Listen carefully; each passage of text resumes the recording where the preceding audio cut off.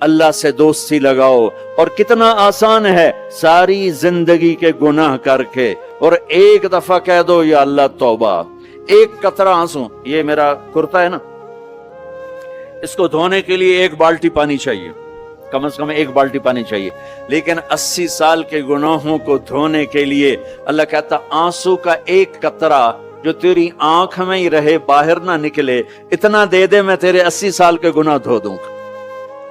ایک آدمی کہتا ہے جی مجھے تو رونا ہی نہیں آتا. کئی لوگ ملتے ہیں کہ جی مجھے تو رونا ہی نہیں آتا، تو میں کہتا ہوں ہائے کر سکتے ہو؟ کہا جی ہائے کر سکتے. میں کہا یوں کہہ دے ہائے میرے اللہ مجھے معاف کر دے، تو تیری ہائے تیرے 1000 سال کے گناہ دھو دے گی، تیرے کروڑ سال کے گناہ دھو دے گی. دیکھو تو صحیح واسطہ کس سے ہے؟ کریم سے. مجھے بتاؤ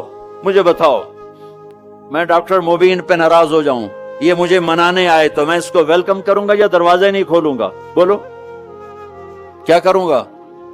ویلکم تو نہیں کروں گا نا، میں کہوں گا جاؤ دفعہ ہو جاؤ، کیا منہ اٹھا کے آ گئے ہو؟ چلو ہم تو دوست ہیں. میری ماں ناراض ہو جائے، میں منانے جاؤں گا، منہ ادھر کر کے بیٹھ جائے گی، منتیں کروائے گی، پیر پکڑوائے گی، خوش آمدیں کروائے گی، پھر معاف کر. اور میرا اللہ کیا کہتا ہے؟